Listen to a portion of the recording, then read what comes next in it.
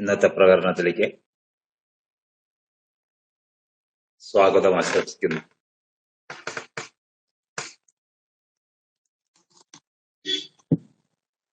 കഴിഞ്ഞ ആഴ്ചയില് ഞാൻ കാരണം പറഞ്ഞിരുന്നു, 10-12 കിലോമീറ്റർ ദൂരെ റേഞ്ച് ഇല്ലാത്തൊരു സ്ഥലത്ത് എനിക്ക് പുറത്തേക്ക് ഇറങ്ങാനോ ഒന്നും ചെയ്യാൻ പറ്റാത്തൊരവസ്ഥ വന്നുകൊണ്ടാണ് കഴിഞ്ഞ ക്ലാസ് നടക്കാതെ പോയത്. സ്ഥലത്തുണ്ടായിരുന്നു, നെറ്റ് സൗകര്യം ഉണ്ടായിരുന്നില്ല. അപ്പൊ ഇന്ന് അങ്ങനെ സംഭവിക്കാതിരിക്കാൻ വേണ്ടിയിട്ട് നേരത്തെ തന്നെ ഞാൻ വിളിച്ചു അങ്ങോട്ട്. ഒരു 4 മണിയൊക്കെ വിളിച്ചിട്ട് ക്ലാസ് വയ്ക്കാൻ വെച്ചു. അങ്ങനെയാണെന്ന്. അപ്പൊ നമുക്ക് ഇതുവരെ കഴിഞ്ഞതായിട്ടുള്ള പ്രകരണം അതിനെ ഒന്ന് ഓർമ്മിക്കുന്നത് നന്നായിരിക്കും. അഥ ത്രിവിധ ദുഃഖാത്യന്ത നിവൃത്തിരത്യന്ത പുരുഷാർത്ഥ ന ദൃഷ്ടാത് തസിദ്ധി നിവൃത്തേരപ്യനിവൃത്തി ദർശനാത് പ്രാത്യാഹിക ക്ഷുത് പ്രതീകാരവത് തത്പ്രതീകാര ചേഷ്ടനാത് പുരുഷാർത്ഥത്വം സർവാസംഭവാത് സംഭവേതി സത്വാസംഭവാത് ഹേയ പ്രമാണകുശലൈഹി. അത് കഴിഞ്ഞിട്ട് പറഞ്ഞു, ഉത്കർഷാദപി മോക്ഷസ്യ സർവോത്കർഷശ്രുതേഹേ അവിശേഷശ്ചോഭയോഹോ.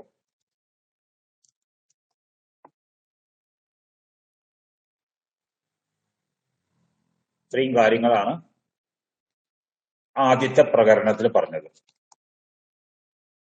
രണ്ടാമത്തെ പ്രകരണത്തിൽ പറഞ്ഞു,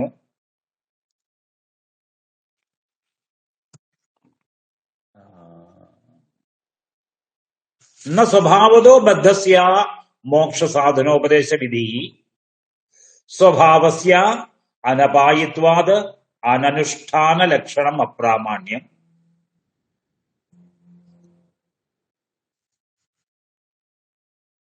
എന്ന് പറഞ്ഞു. അനനുഷ്ഠാന ലക്ഷണം അപ്രാമാണ്യം.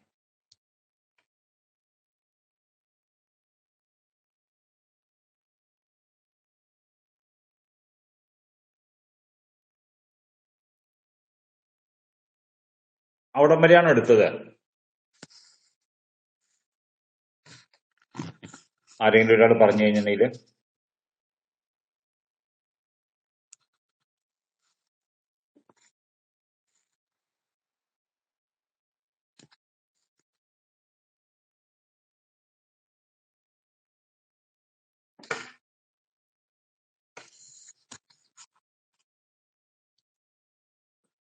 ന കാലയോഗതോ വ്യാപിനോ നിത്യസ്യ. അവിടെ വരെ എത്തിയല്ലേ? ഓക്കെ.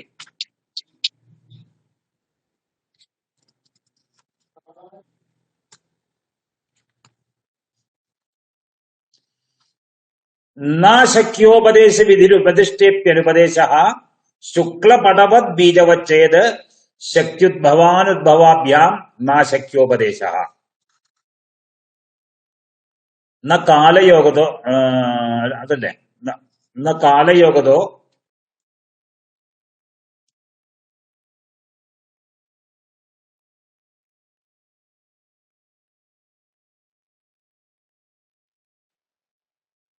വ്യാപിനോ നിത്യസ്യ സർവസംബന്ധാത് ന ദേശയോഗതോപ്യസ്മാത്. അവിടെ വരെ അല്ലേ?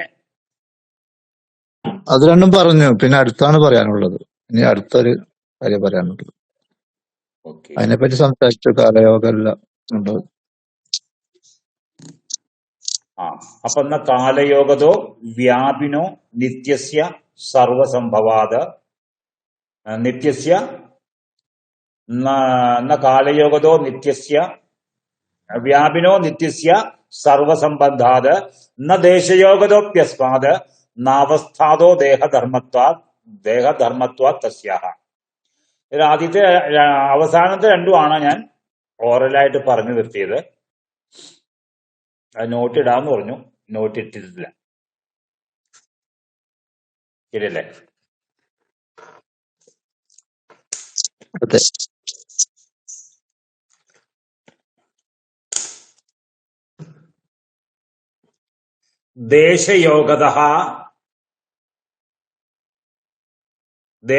ദേശയോഗതഃ അപി അസ്മാത്.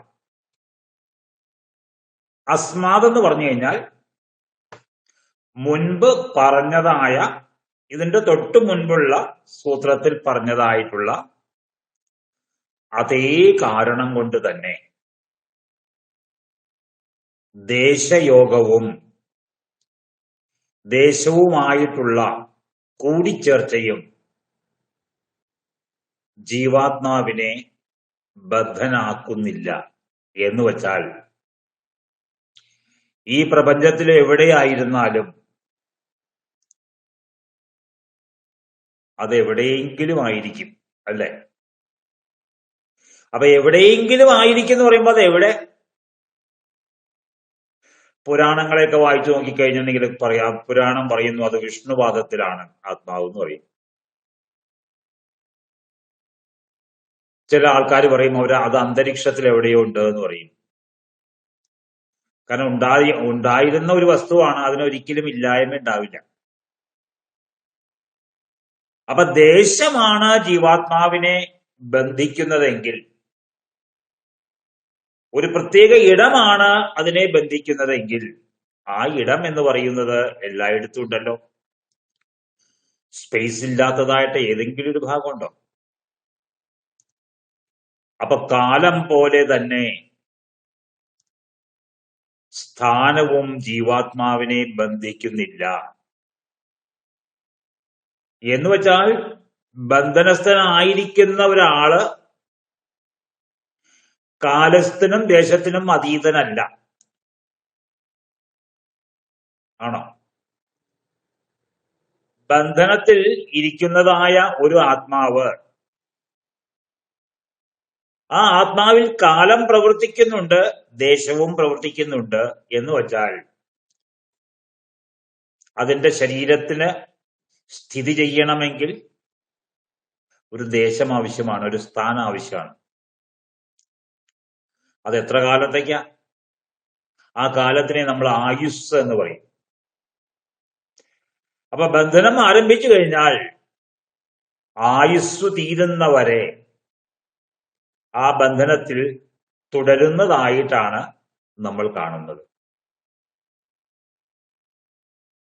അവ കാലമല്ല ബന്ധിക്കുന്നത് എന്ന് നേരത്തെ പറഞ്ഞു. ഇവിടെ പറഞ്ഞു അതേ കാരണം കൊണ്ട് തന്നെ ദേശവും ജീവാത്മാവിനെ ബന്ധിക്കുന്നില്ല. അപ്പൊ പറഞ്ഞതോ ഈ കാലവും ദേശവും ബദ്ധനായ ജീവാത്മാവിന് ബാധകമാണ് എന്ന് പറഞ്ഞല്ലോ. ഇപ്പോ അതെപ്പോഴാ? അത് ബന്ധനത്തിൽ അകപ്പെട്ട ശേഷമല്ലേ അത് ആ ബാധനം ഉണ്ടാവുക. ബന്ധനത്തിന് മുൻപല്ലല്ലോ. അതുകൊണ്ട് നിത്യമായിട്ട് എല്ലായിടത്തും പുലരുന്നതായ കാലം, അതാണ് ജീവാത്മാവിന്റെ ബന്ധനത്തിന് കാരണമെന്ന് നമ്മൾ വാദിച്ചു കഴിഞ്ഞാൽ ഒരിക്കലും ഈ ബന്ധനത്തിൽ നിന്ന് മുക്തി ഉണ്ടാവില്ല എന്ന് കൂടി പറയേണ്ടി വരും. കാരണം ഈ കാലം എല്ലായിടത്തും വ്യാപിച്ചു നിൽക്കുന്നതാണ്. ഈ ജീവാത്മാവിന്റെ ബന്ധനത്തിന് ദേശവും കാരണമല്ല എന്ന് വെച്ചാൽ ദേശം എല്ലായിടത്തും ഉള്ളത് കൊണ്ട് ദേശമാണ് കാരണമെങ്കിൽ എല്ലായിടത്തും സ്ഥിതി ചെയ്യുന്നതായ ദേശം എല്ലാ ജീവാത്മാവിനെയും ബന്ധിക്കുന്നതായിട്ട് മാറും. അതുകൊണ്ട് ദേശവും ഈ ജീവാത്മാവിന്റെ ബന്ധനത്തിന് കാരണമല്ല. അപ്പൊ ചിലര് പറഞ്ഞു ബാല്യം, കൗമാരം മുതലായ അവസ്ഥകളിലൂടെയാണല്ലോ നമ്മൾ പോണത്. അപ്പൊ നമ്മുടെ കുറച്ചു കാലം ബാല്യത്തിൽ ചെലവഴിച്ചു, കുറച്ചു കാലം നമ്മൾ കിശോരാവസ്ഥയിൽ ചെലവഴിച്ചു, കുറച്ചു കാലം നമ്മൾ യൗവനാവസ്ഥയിൽ ചെലവഴിച്ചു, കുറച്ചു കാലം വാർദ്ധക്യത്തിൽ ചെലവാക്കേണ്ടി വരും. അങ്ങനെ പല വിധത്തിലുള്ളതായ അവസ്ഥകളിലൂടെയാണ് ഈ ബന്ധനം, നമ്മുടെ ജീവിതം പോകുന്നത്. അതുകൊണ്ട് അവസ്ഥകളാണ് നമ്മളെ ബന്ധിക്കുന്ന കാരണമെന്ന് വാദിച്ചു കഴിഞ്ഞാലോ അത് അതിനേക്കാൾ വലിയ തമാശായിട്ട് മാത്രമേ കരുതാൻ പറ്റുള്ളൂ. എന്താ കാരണം? അത് ദേഹധർമ്മമാണ്. ഈ അവസ്ഥകൾ എന്ന് പറയുന്നത് ദേഹധർമ്മമാണ്. ഈ ദേഹധർമ്മം എപ്പോഴാണ് ആരംഭിക്കുന്ന? അവസ്ഥകൾ എന്ന് പറയുന്ന ദേഹധർമ്മം എപ്പോഴാണ് ആരംഭിക്കുന്നത്? ദേഹം ലഭിച്ചതിന് ശേഷമാണ്. അപ്പൊ ദേഹം ലഭിച്ചതിന് ശേഷം ആരംഭിക്കുന്നതായുള്ള ബാല്യം, കൗമാരം മുതലായ ദശകൾ എങ്ങനെയാ ബന്ധനത്തിന് കാരണമാവുക? അത് ബന്ധനത്തെ തുടർന്നല്ലേ ഇതൊക്കെ ഉണ്ടായത്? അപ്പൊ തുടർന്നുണ്ടാകുന്നതായ ഒരു കാര്യം അതിന് മുമ്പുണ്ടായ നമ്മൾ അന്വേഷിക്കുന്നത് ബന്ധനത്തിന്റെ കാരണമാണ്. അപ്പൊ അങ്ങനെയാണെങ്കിൽ ബന്ധനത്തിന് ശേഷം സംജാതമായിട്ടുള്ള അവസ്ഥകൾ അതിനു മുമ്പുണ്ടായിട്ടുള്ള ബന്ധനത്തിന് കാരണമാണ് എന്ന് വാദിക്കുന്നത് എത്ര ബാലിശമായിരിക്കും? അതുകൊണ്ട് പറഞ്ഞു ന അവസ്ഥാതോ ദേഹധർമ്മത്വാ തസ്യാഹ. അവസ്ഥകളല്ല ജീവാത്മാവിന്റെ ബന്ധനത്തിന് കാരണം. എന്തുകൊണ്ട്? ഈ അവസ്ഥകൾ എന്ന് പറയുന്നത് ദേഹധർമ്മങ്ങളാണല്ലോ, അല്ലെ? തസ്യാഹ അവസ്ഥായാഹ ദേഹധർമ്മത്വാത്.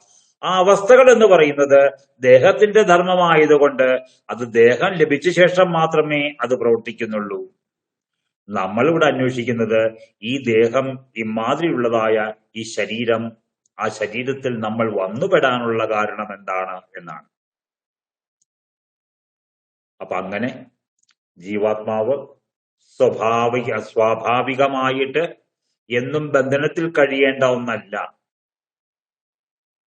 സ്വഭാവം എന്ന് പറയുന്നത് ഒരിക്കലും ഇല്ലാതാക്കാൻ കഴിയാത്തത് കൊണ്ട്, ഇല്ലാതാക്കാൻ കഴിയാത്തതായ ഒരു വസ്തുവിന് വേണ്ടിയിട്ട് മോക്ഷശാസ്ത്രത്തില് ഒന്നും പറയാനിടയില്ല. പക്ഷെ മോക്ഷശാസ്ത്രം ജീവാത്മാവിന്റെ മോക്ഷത്തെക്കുറിച്ച് എത്രയോ കാര്യങ്ങളാ പറഞ്ഞിരിക്കുന്നത്. അപ്പൊ അതുകൊണ്ട് ജീവാത്മാവിന്റെ ബന്ധനം എന്ന് പറയുന്നത് സ്വാഭാവികമല്ല. അപ്പൊ ഒരാൾ പറഞ്ഞു, എന്ത്? ശുക്ലപടവത് ബീജവച്ചേത്, വെളുത്ത വസ്ത്രം പോലെയും വിത്ത് പോലെയും കണക്കാക്കാലോ. വസ്ത്രത്തിന്റെ സ്വാഭാവികമായ വെളുപ്പ് നിറം ചേർക്കുമ്പോൾ ഇല്ലാണ്ടാകുന്ന പോലെ, വിത്തിന്റെ ബീജ സ്വഭാവം അതിനെ വിതയ്ക്കുമ്പോൾ ഇല്ലാണ്ടാകുന്ന പോലെ സ്വാഭാവികമായിട്ടുള്ളത് ഇല്ലാണ്ടാവൂലോ. അപ്പൊ പറഞ്ഞു, എന്ത്? അത് വാസ്തവത്തിൽ എന്താണ്? ശക്തിയുടെ ഉദ്ഭവവും ശക്തിയുടെ അനുദ്ഭവവുമാണ് നമ്മൾ കാണുന്നത്. അല്ലാണ്ട് സ്വാഭാവികമായിട്ടുള്ള ഒന്ന് നശിക്കുന്നതല്ല കാണുന്നത്. മറിച്ച് ഏതു നിറത്തെയും സ്വീകരിക്കാനുള്ള വെള്ള വസ്ത്രത്തിന്റെ സാമർഥ്യം പ്രകടമാവുന്നത് എപ്പോഴാ? നിറം ചേർക്കുമ്പോഴാ. അപ്പോഴാണ് നിറത്തെ സ്വീകരിക്കാനുള്ള എന്റെ കഴിവ് പ്രകടമാവുക. ആ കഴിവിന്റെ പ്രകടീകരണം മാത്രമാണ് അത്, അല്ലാണ്ടതല്ല ആ കഴിവിന്റെ ഇല്ലായ്മയല്ല. അതേപോലെ ഒരു വിത്ത് മണ്ണിൽ വിതച്ച് അതിലേക്ക് നമ്മൾ ജലസിഞ്ചനം നടത്തുമ്പോൾ, വെള്ളം ഒഴിക്കുമ്പോൾ, ഈർപ്പം തട്ടിക്കുമ്പോൾ അതിൽ മുള പൊന്തുമ്പോഴോ അപ്പോഴാണ് അത് മുളയ്ക്കാനുള്ള അതിന്റെ സാമർഥ്യം പ്രകടമാകുന്നത്. അവിടെ ഒന്നും സ്വാഭാവികമായ ഒന്ന് നശിക്കുന്നതായിട്ട് നമ്മൾ കാണുന്നില്ല. അതുകൊണ്ട് ഈ ഉദാഹരണം തന്നെ ഈ കാര്യത്തിന് വേണ്ടി സ്വീകരിച്ചത് തെറ്റാണ്. ന കാലയോഗതോ വ്യാപിനോ നിത്യസ്യ സംബന്ധാത്. കാലം കൊണ്ട് ജീവാത്മാവ് ബന്ധനസ്ഥനല്ല. ജീവാത്മാവിന്റെ ബന്ധനത്തിന് കാലം കാരണമല്ല. കാരണം വ്യാപിനോ നിത്യസ്യ സർവസംബന്ധാത്. കാലം എന്ന് പറയുന്നത് നിത്യവും സർവവ്യാപിയുമായിരിക്കുന്നത് കൊണ്ട് അങ്ങനെ ഒരു വസ്തുവാണ് ജീവാത്മാവിന്റെ ബന്ധനത്തിന് കാരണമെങ്കിൽ എന്നാൽ പിന്നെ മോക്ഷം എന്നുള്ളത് നോക്കുകയേ വേണ്ട. കാരണം കാലം എല്ലായിടത്തും ഉണ്ട്, എല്ലായിടത്തും വ്യാപിച്ച് ഒരിക്കലും നശിക്കാതെ നിൽക്കുന്നതാണ് കാലം. അത് കഴിഞ്ഞിട്ട് പറഞ്ഞു, എന്ത്? ന ദേശയോഗത അപി അസ്മാത്. ദേശവും ജീവാത്മാവിന്റെ ബന്ധനത്തിന് കാരണമല്ല. കാരണം ഈ കാലത്തിന് പറഞ്ഞ അതേ കാരണങ്ങൾ തന്നെ ദേശത്തിനും ബാധകമാണ്. ദേശവും എല്ലായിടത്തും ഉണ്ടാവും. ന ദേഹധർമ്മത്വ എന്താണ്? ന അവസ്ഥാതോ ദേഹധർമ്മത്വ തസ്യാഹ. ഈ ബാല്യം, കൗമാരം മുതലായ അവസ്ഥകളല്ല ബന്ധനത്തിന് കാരണം. കാരണം ഈ അവസ്ഥകൾ ഉണ്ടായത് തന്നെ ബന്ധനം ഉണ്ടായി കഴിഞ്ഞിട്ടാണല്ലോ. അപ്പൊ ഇതിൽ നിന്ന് 3 കാര്യങ്ങളാണ് നമ്മൾ എടുത്തു ചിന്തിക്കേണ്ടത്. ഒന്ന്, ബന്ധനത്തിൽ അകപ്പെട്ടു കഴിയുമ്പോൾ ആ ബന്ധനത്തെ സംബന്ധിച്ച് കാലം പ്രസക്തമാകും. ബന്ധനം ലഭിച്ച പാടെ കാലം അവിടെ ആ ബദ്ധനായിട്ടുള്ള ജീവാത്മാവിനെ സംബന്ധിച്ച് വളരെ പ്രസക്തമാകും. അതുപോലെ തന്നെ എവിടെയാണോ ജനിക്കുന്നത്, എവിടെയാണോ വളരുന്നത്, എവിടെയാണോ ഓടിക്കളിക്കുന്നത്, ആ ദേശവും ആ ജീവാത്മാവിന്റെ ബന്ധനത്തിന് കാരണമാകും. എപ്പോ? ബന്ധനം ലഭിച്ച ശേഷം. അങ്ങനെ പോകുമ്പോ ആ ജീവിച്ചിരിക്കുന്നതായ ശരീരത്തില് ബാല്യം, കൗമാരം മുതലായ അവസ്ഥകൾ ഉണ്ടാവും. ആ അവസ്ഥകൾ അതിനെ ബാധിക്കും. അതിനെ കാലം ബാധിക്കും, അതിനെ ദേശം ബാധിക്കും, അതിനെ അവസ്ഥകൾ ബാധിക്കും. പക്ഷെ നമ്മുടെ ഇതുവരയ്ക്കുള്ള ചർച്ച ജനനത്തിന് ശേഷം എന്തെല്ലാം ബാധകമാകുന്നു എന്നുള്ളതിനെ കുറിച്ചല്ല, മറിച്ച് ഇങ്ങനെ ഒരു ബന്ധനത്തിലേക്ക് വരാൻ എന്താണ് കാരണം എന്നാണ് നമ്മൾ ഇവിടെ ആരായുന്നത്.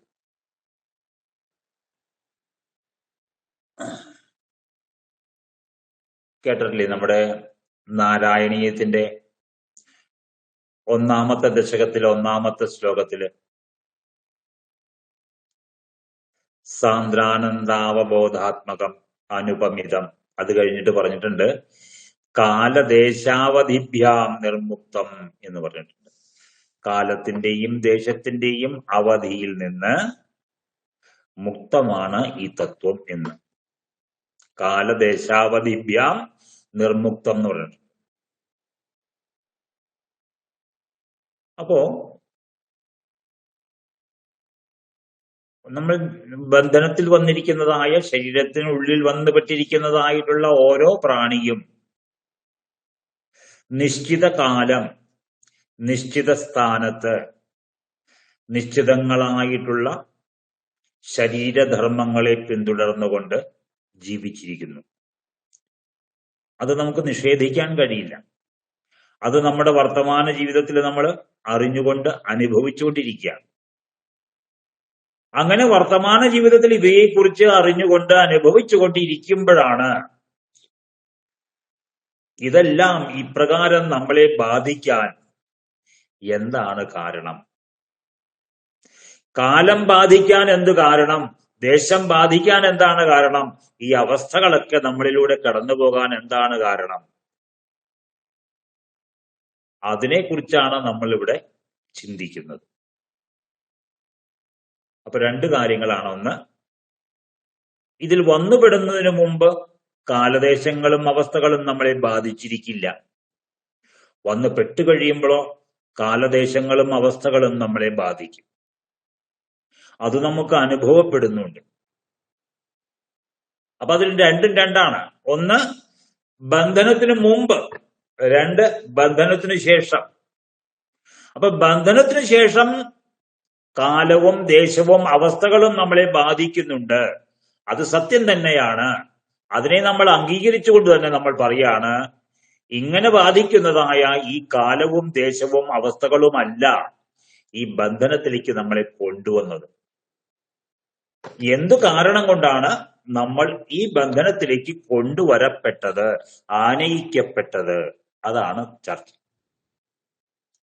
അപ്പൊ ഇപ്രകാരമുള്ള ബന്ധനത്തിൽ കാലത്തിനും ദേശത്തിനും അവസ്ഥകൾക്കും കയറി നിറങ്ങാനായിട്ട് നമ്മൾ കരുവാകുന്ന രീതിയിൽ ഈ ബന്ധനം കൈവരാൻ എന്താണ് കാരണം? അതാണ് നമ്മുടെ ഇവിടുത്തെ ചർച്ച.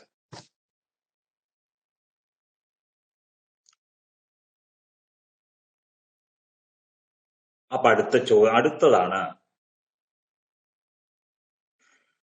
പ്രകൃതി നിബന്ധനാചേത്. പ്രകൃതി നിബന്ധനാചേത് തസ്യാ അപി പാരതന്ത്ര്യം.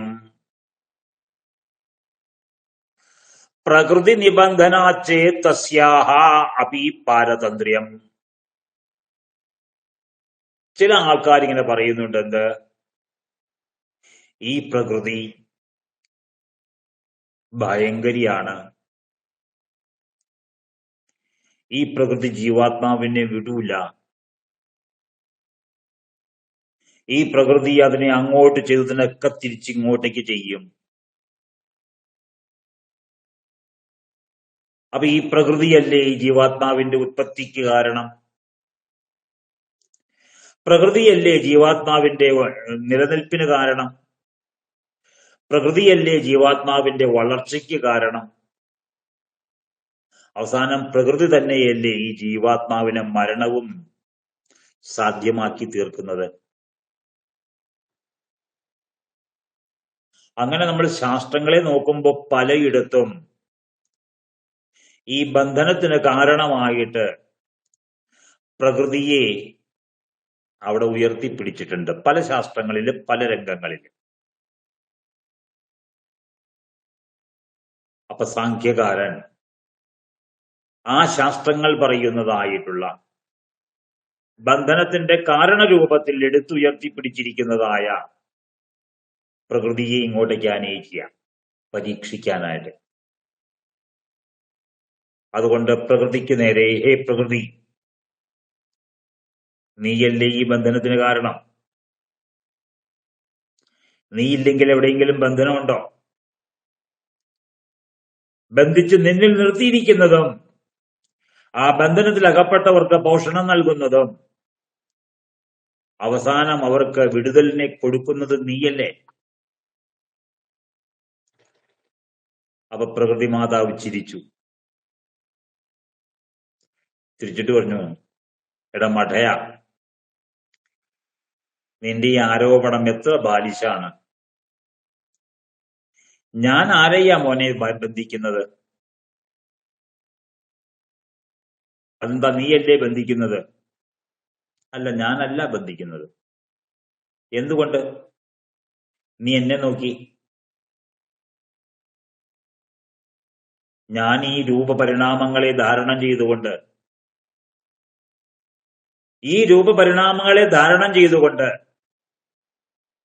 നിങ്ങളുടെ എല്ലാവരുടെയും ബന്ധനത്തിന് കാരണക്കാരിയാണ് ഒരു പക്ഷേ. കാരണം ബന്ധനം ഉള്ളിടത്തൊക്കെ ഞാനുണ്ടല്ലോ.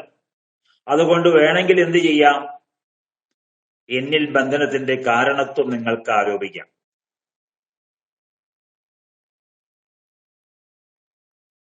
പക്ഷെ ഒന്ന് ഓർത്തു നോക്കി, ഞാനിവിടെ സ്വതന്ത്രയല്ല. ബന്ധനത്തിന്റെ കാരണം ഞാനാണ് എന്ന് വിരൽ ചൂണ്ടി എന്നെ ആരോപിക്കാൻ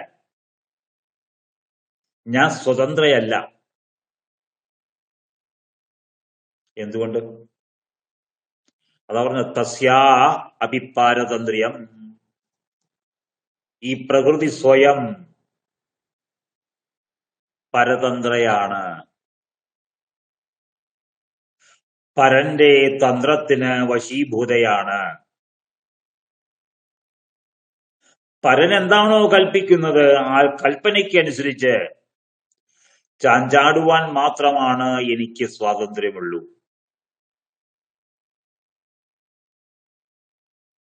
ആരാ ഈ പരൻ? പ്രകൃതി പറയുന്ന പരനാരാ? പ്രകൃതി പറയുന്ന പരനാണ് പരമാത്മാവ്. ആ പരമാത്മാവിന്റെ തന്ത്രത്തിൽ, പരതന്ത്രത്തിൽ, പരമാത്മാ നിർമ്മിതമായിട്ടുള്ള തന്ത്രത്തിൽ ആ പരമാത്മാവിനെ അനുസരിക്കുന്നതായിട്ടുള്ള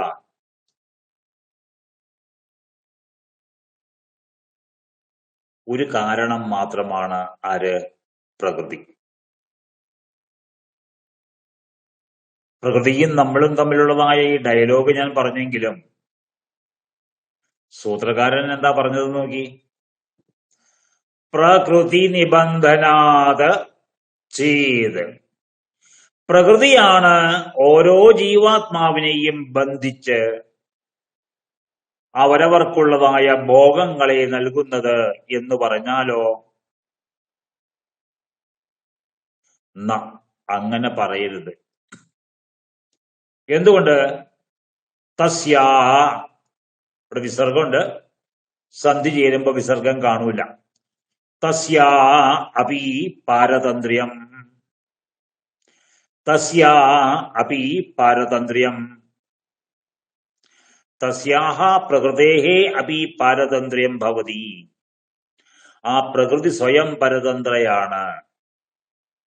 ജീവാത്മാവിന്റെ ബന്ധന വിഷയത്തിൽ ഒരിക്കലും പ്രകൃതി നേരിട്ട് സ്വതന്ത്രമായ പ്രധാനമായ കാരണമേ അല്ല.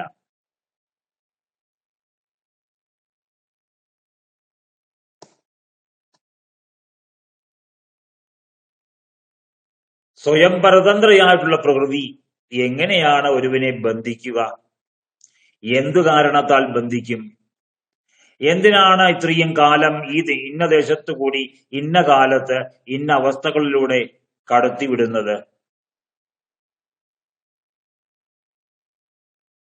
അപ്പൊ പ്രകൃതിക്കും ഗൈഡ് ലൈൻ കൊടുത്തുകൊണ്ട് ഏതോ ഒരു ഇന്റലക്ട്, ഏതോ ഒരു യൂണിവേഴ്സൽ ഇന്റലക്ട് പ്രകൃതിയിൽ നിന്ന് ഭിന്നമായി ആ പ്രകൃതിയെ കൂടി സ്വാധീനിച്ചുകൊണ്ട് പ്രകൃതിയുടെ എല്ലാ രൂപപരിണാമങ്ങൾക്കും കാരണമായിട്ട് കർമ്മത്തിനും കർമ്മഫലത്തിനും കാരണമായിട്ട് പ്രവർത്തിക്കുന്നുണ്ട്, ഉണ്ട്.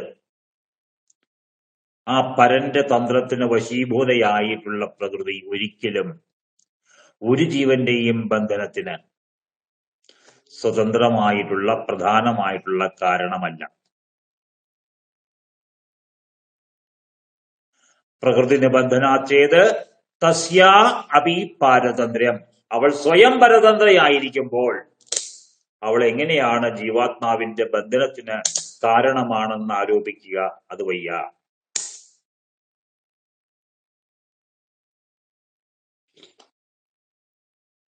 ഇനി മറ്റൊന്ന് ഉപനിഷത് പ്രമാണങ്ങളെ ഒന്ന് വായിച്ചു നോക്കൂ. ഉപനിഷത് പ്രമാണങ്ങൾ പറയുന്നു അയം പുരുഷഃ അസംഗഃ, അയം പുരുഷഃ അസംഗഃ.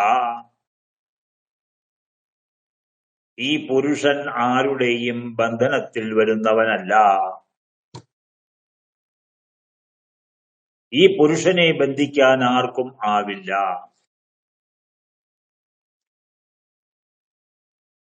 പുരുഷനെ ബന്ധിക്കാൻ ആർക്കും ആവില്ല എന്ന് ഉപനിഷത്ത് കൂടെ പറയുമ്പോ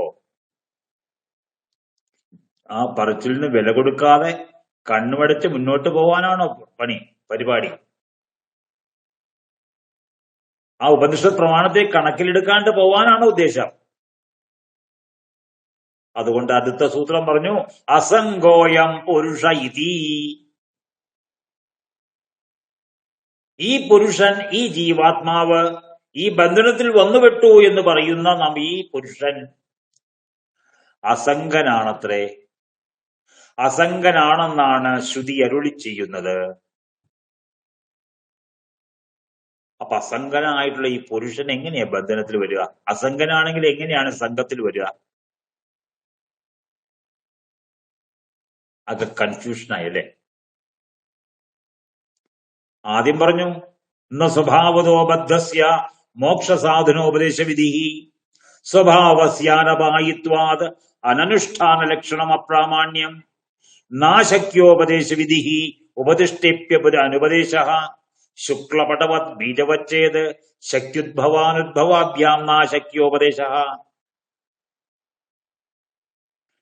ന കാലയോഗതോ വ്യാപിനോ നിത്യസ്യ സർവസംബദ്ധാത് ന ദേശയോഗതോപ്യസ്മാത് നവസ്ഥാത് ദേഹധർമ്മത്വാത് തസ്യാഹ.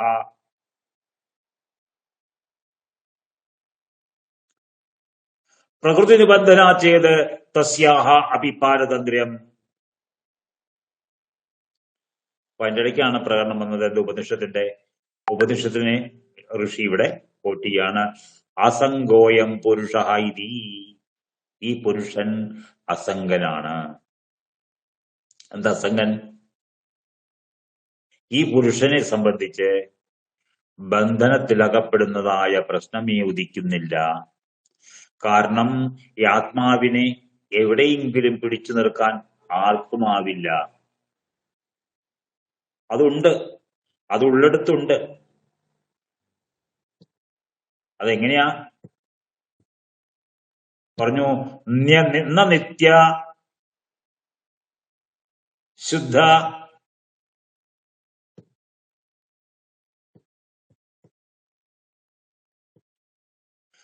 നിത്യയുക്ത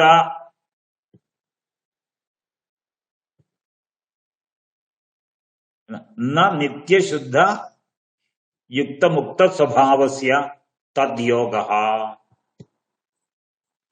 അപ്പോ ഉപനിഷത്ത് പ്രമാണം അനുസരിച്ച് ഈ ആത്മാവ് സദാ നിത്യനാണ്, അതിന് ജന്മമരണങ്ങളില്ല. അത് ശുദ്ധനാണ്, അതിൽ യാതൊരു തരത്തിലുള്ളതായ മാലിന്യങ്ങളോ കലർപ്പുകളോ ഉണ്ടാവില്ല. സദായുക്തനാണ്, സദാ യോഗയുക്തനാണ്. ബുദ്ധ സദാ ബുദ്ധനാണ്, അതൊരു ബോധം മാത്രമാണ്. അങ്ങനെയുള്ളതായ അസംഗനായ ഈ പുരുഷന് എങ്ങനെയാണ് ബന്ധനം എന്ന് പറയുന്നതായ ഒന്നുണ്ടാവുക? പക്ഷെ നമുക്ക് എല്ലാവർക്കും ഈ ബന്ധനം അനുഭവപ്പെടുന്നുണ്ട്. എങ്ങനെ? ശരീരത്തിന്റെ അകത്താണ് നമ്മളെന്നുള്ള തോന്നല്, ചിലപ്പോ ശരീരമാണ് നമ്മളെന്നുള്ള തോന്നല്, ഇന്ദ്രിയങ്ങളാണ് നമ്മളെന്നുള്ള തോന്നല്, ഞാൻ എന്നുള്ള തോന്നല്, എന്റെ എന്നുള്ള തോന്നല്.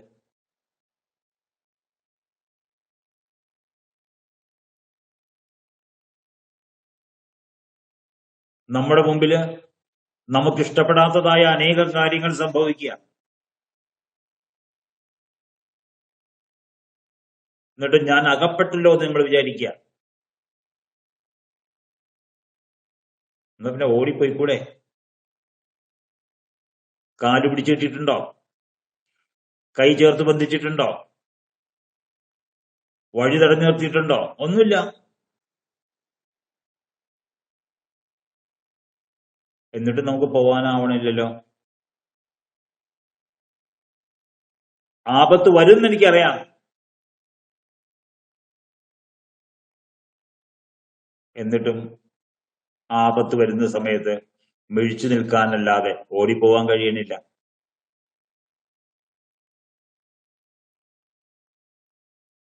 എന്താ ഒരവസ്ഥ? അപ്പൊ ഒരു ഭാഗത്ത് ശ്രുതി പറയാണ് നമ്മൾ നിത്യനാണ്, ശുദ്ധനാണ്, ബുദ്ധനാണ്, യുക്തനാണെന്നൊക്കെ പറയുക, അസംഗനാണെന്ന് പറയുക, ജീവാത്മാവിനെ ഇതൊന്നും ബാധിക്കില്ല എന്ന് പറയുക. പ്രകൃതിയാണെങ്കിൽ വശന്റെ അല്ല പരന്റെ നിർദ്ദേശാനുസാരണം പ്രവർത്തിക്കുന്ന സ്വതന്ത്രയല്ലാത്ത കാരണമാണ് പ്രകൃതി.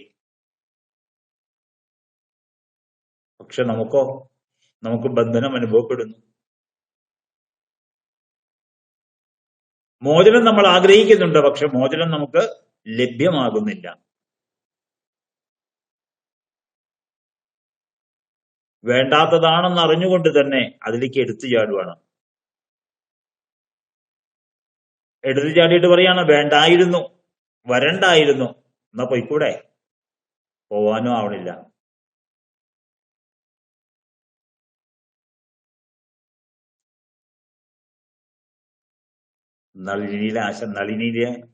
നളിനിയിലല്ലേ ഖണ്ഡകാവ്യം, ആശാൻ പറഞ്ഞ പോലെ ദിവാകരനെ കണ്ടപ്പോ നളിനി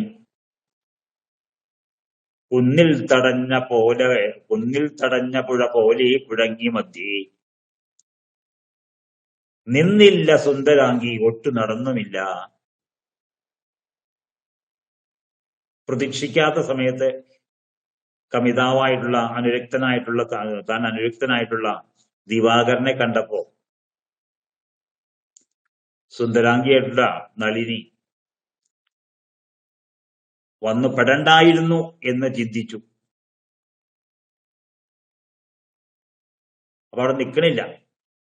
എന്നാ പിന്നെ പിന്തിരിഞ്ഞു പോയോ? ഇല്ല, പോയൂല.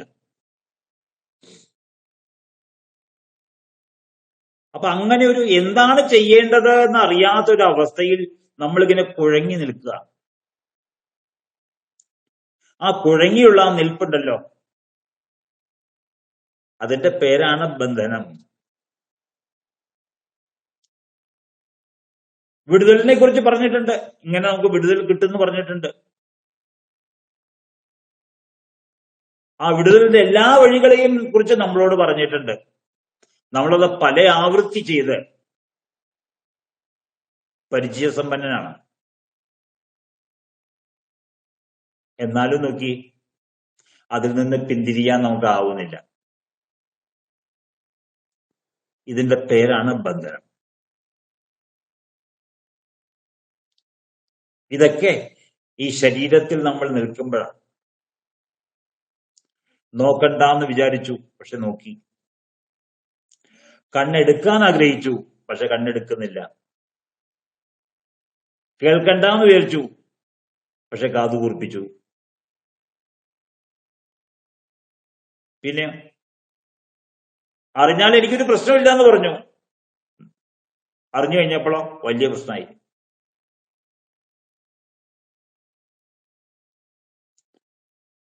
അപ്പോ ഉപനിഷത്ത് പറയുന്നതായ ആ പുരുഷന്റെ ധർമ്മവും ഈ ശരീരത്തിന്റെ അകത്ത് ജീവിച്ചിരിക്കുന്നതായിട്ടുള്ള നമുക്ക് അനുഭവപ്പെടുന്നതായ കാര്യങ്ങളും തമ്മില് എന്തൊക്കെയോ ചില പൊരുത്തക്കേടുകൾ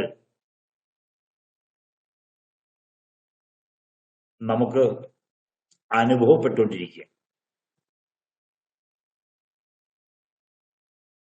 നമ്മുടെ അനുഭവമാണോ ശരി, അത് ഉപനിഷത്ത് പറയുന്നതാണോ ശരി? ഉപനിഷത്ത് പറയുന്നതാണ് ശരി എന്ന് പറയുമ്പോഴോ നമ്മുടെ അനുഭവം തെറ്റാണെന്ന് സമ്മതിക്കുകയല്ലേ? നമ്മുടെ അനുഭവമാണ് ശരി എന്ന് വെച്ചാലോ ഉപനിഷത്ത് പ്രമാണത്തെ നിഷേധിക്കലല്ലേ?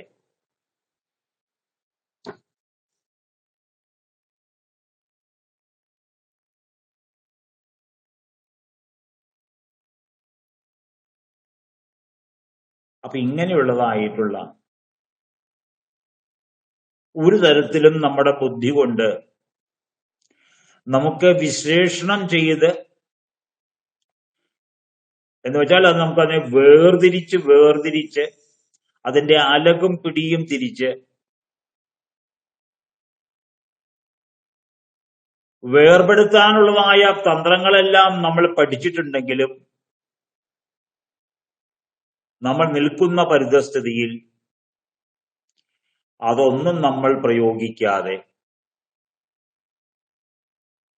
എന്താണോ വിധിവിഹിതമായിട്ടുള്ളത് അതിന് നമ്മൾ നിന്നു കൊടുക്കുന്നു.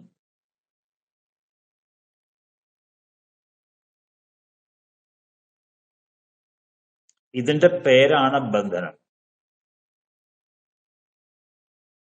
ശരീരത്തിന്റെ അകത്ത് ആത്മാവ് ബന്ധനസ്ഥനാണെന്ന് നമ്മൾ പറയണില്ലേ? ഇതിന് 9 ദ്വാരങ്ങളുണ്ട്.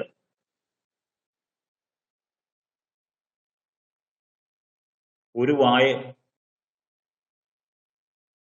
2 മൂക്കിന്റെ ദ്വാരങ്ങൾ,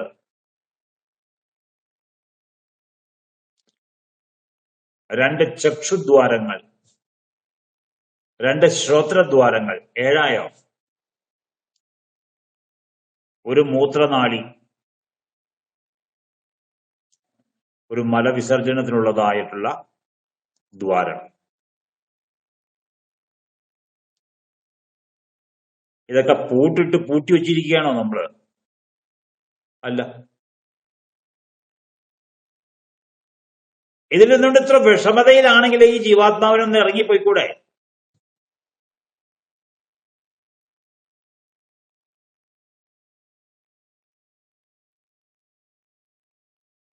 ഏറ്റവും വലിയ ബുദ്ധിമുട്ടുള്ളതായ ഒരു പരിതസ്ഥിതിയിൽ നിന്നുകൊണ്ട്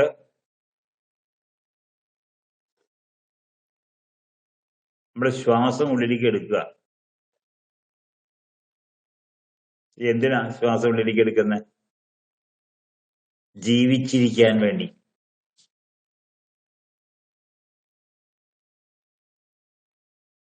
ശ്വാസം നമ്മൾ പുറത്തേക്ക് വിടുന്നുണ്ട്, അത് വിടാൻ ആഗ്രഹിച്ചുകൊണ്ടല്ല. കാരണം അതിനെ വിട്ടില്ലെങ്കിൽ രണ്ടാമത് നമുക്ക് ശ്വാസത്തെ എടുക്കാൻ കഴിയില്ല എന്നുള്ളത് കൊണ്ടാണ് വിടുന്നത്.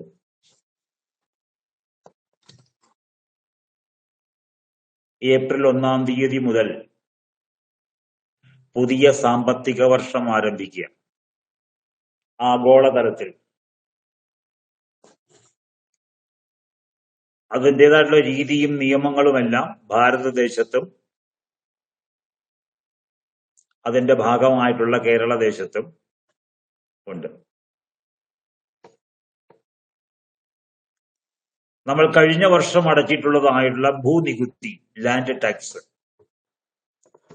അത് മാർച്ച് 31 അതിന്റെ കാലാവധി അവസാനിച്ചു.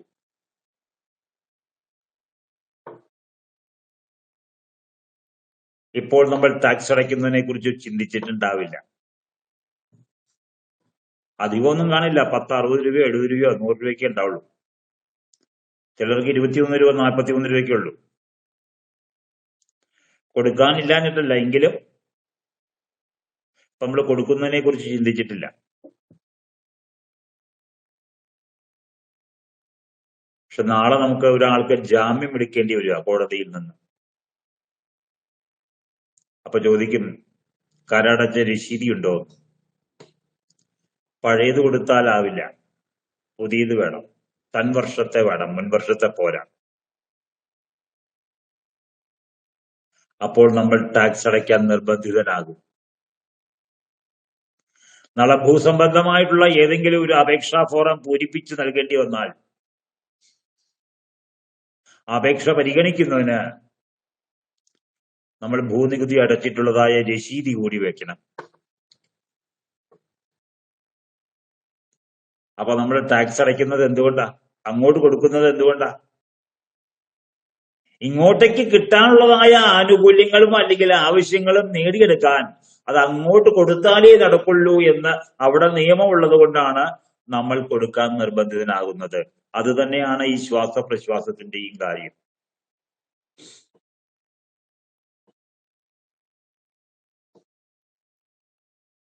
അപ്പൊ ശ്വാസം നമ്മൾ വിടുന്നത് വിടാൻ ആഗ്രഹിച്ചുകൊണ്ടല്ല, മറിച്ച് ആ ശ്വാസം വിട്ടാലേ നമുക്ക് പുതിയ ശ്വാസം ഗ്രഹിക്കാൻ കഴിയൂ എന്നുള്ളത് കൊണ്ടാണ്.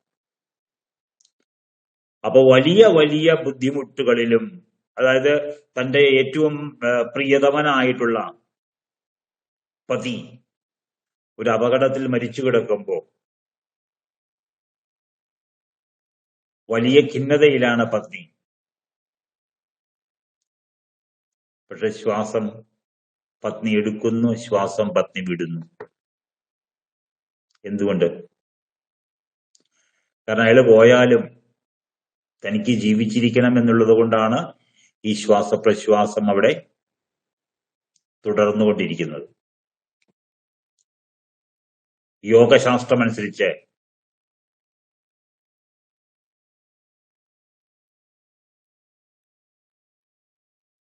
ഞാനില്ല എന്ന് ഒരിക്കലും വരാൻ പാടില്ല. മലയാളത്തിൽ പറഞ്ഞതാണ്.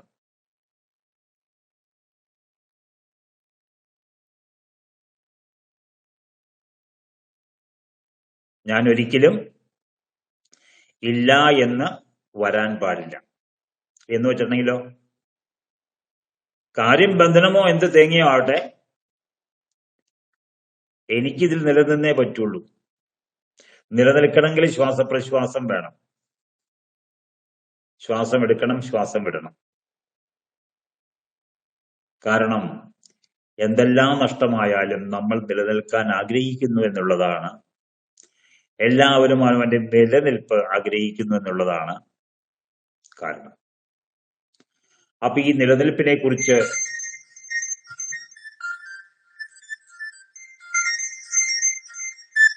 ഹലോ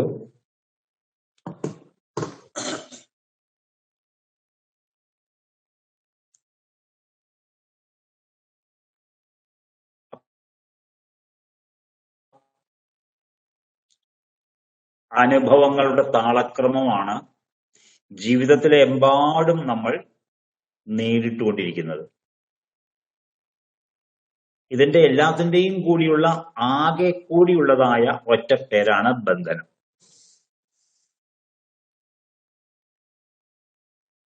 അല്ലേ? ഈ ആടിനെ കൂട്ടിൽ ബന്ധിച്ച പോലെ നമ്മുടെ കഴുത്തിൽ കയറുകയാണുണ്ടോ? ഇല്ല. കള്ളന്മാരെയും കുറ്റവാളികളെയും ബന്ധിക്കുന്ന പോലെ കയ്യാമം നമുക്ക് വെച്ചിട്ടുണ്ടോ? ഇല്ല. ഭ്രാന്തുള്ള ആൾക്കാരെ തടിയിലിടുന്ന പോലെ കാലിൽ എന്തെങ്കിലും ബന്ധനമുണ്ടോ? ഇല്ല. ആകെയുള്ളൊരു ബന്ധനം ഈ അരയിലെ ചരടുണ്ട്. എല്ലാവർക്കും ഉണ്ടോന്ന് അറിയില്ല. ലങ്കോട്ടി എടുക്കുന്നവര് ആ ചരട് ബന്ധിക്കും. അണ്ടർവെയർ മറ്റേ ഷഡ്ഡി പോലുള്ളതായ ആധുനിക സൗകര്യങ്ങൾ ഉപയോഗിക്കുന്നവർക്ക് അവർക്കുണ്ടാവും അതിനെ പിടിച്ചു നിർത്തുന്നതായ ഒരു ഇലാസ്റ്റിക് സംവിധാനം. അതല്ലാതെ മനുഷ്യകൃതമായിട്ടുള്ള എന്ത് ബന്ധനം നമുക്കുള്ളത്? പക്ഷെ നോക്കി, നമ്മൾ രാവിലെ പോണു, വൈകിട്ട് തിരിച്ചു വീട്ടിലെത്തുന്നു. പോണില്ലേ? ഇല്ല, പോണില്ല, ഞാൻ രാവിലെ പോയാൽ മതി. ഇപ്പൊ പൊക്കോ, അല്ല ഇപ്പൊ പോകണ്ടെന്നേ.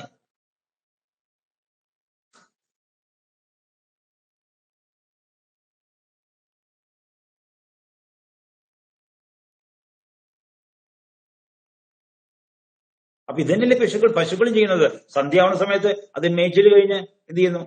തൊഴുത്തിലോ അതിന് നിർദ്ദേശിച്ചിട്ടുള്ളതായ മരത്തിന്റെ ചുവട്ടിലോ ഒന്ന് നിൽക്കുക. പിന്നെ അത് യാത്ര ചെയ്യണില്ല. രാവിലെ എഴുന്നേറ്റിട്ട് വീണ്ടും യാത്രയാവും.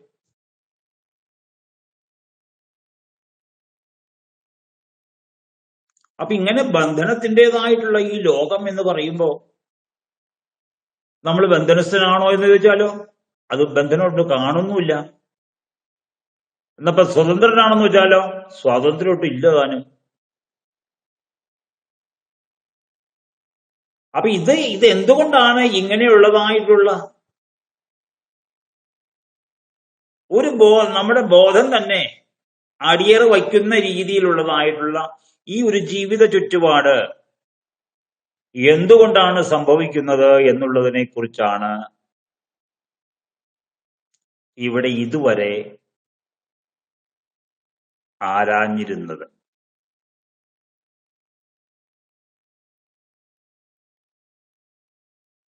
അപ്പൊ അങ്ങനെ മനുഷ്യജീവിതത്തിന്റെ പരമപ്രധാനമായിട്ടുള്ള ലക്ഷ്യം, അതിന്റെ സാധന സംവിധാനങ്ങള്, നമ്മൾ തുടരുന്നതായ പ്രക്രിയയുടെ അപര്യാപ്തത എല്ലാം വാങ്ങിക്കൂട്ടിയാലും അത് തന്നെ പിന്നീട് അവസാനം മറ്റൊരു ദുഃഖത്തിന് കാരണമാകുമെന്നുള്ള കാര്യം. ഉത്കർഷവും മോക്ഷവും രണ്ടും ലഭിക്കണമെന്ന്, രണ്ടും നേടണമെന്ന് മനുഷ്യവർഗത്തോട് ശാസ്ത്രം ഉപദേശിച്ച കാര്യം.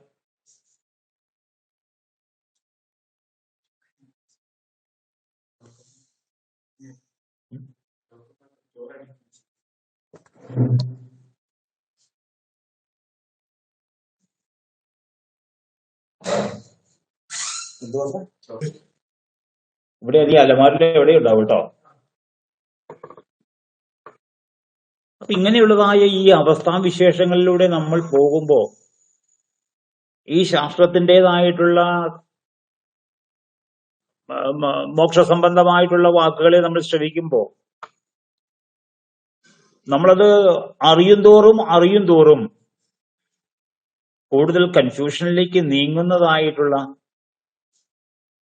ഇതൊക്കെ ശരി തന്നെയാണോ എന്ന് സംശയിക്കുന്നതായിട്ടുള്ള ഒരവസ്ഥയിലേക്ക് നമ്മളിങ്ങനെ കൂടെ ചെന്ന് വിട്ടുകൊണ്ടിരിക്കുക. അപ്പൊ ഇനി നമ്മൾ ബന്ധനത്തിന്റെ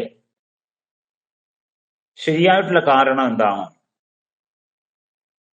ആ കാരണത്തിലേക്കാണ് അടുത്തതായിട്ട് ചർച്ച നീങ്ങുന്നത്. നമുക്കത് അടുത്ത ക്ലാസ്സിലാവാം. അപ്പൊ ഇതുവരേക്കുള്ളതായ ഇവിടെ വാക്കുകൊണ്ട് നമ്മൾ പ്രസന്റ് ചെയ്ത, എന്നാൽ നോട്ട് രൂപത്തിലായിട്ട് പ്രസന്റ് ചെയ്യാത്തതായിട്ടുള്ള ആ ഒരു ഭാഗം അതുകൂടി നൽകിയാലാണ് ഇതുവരെ എടുത്തതായ ക്ലാസ്സിന് ഒരു പൂർണ്ണത ഉണ്ടാവുള്ളൂ. അപ്പൊ അതുകൂടി ചെയ്യാം. അപ്പൊ ഇന്ന് നമുക്ക് ക്ലാസ് ഇവിടെ അവസാനിപ്പിക്കാം. നമസ്കാരം. നമസ്തേ.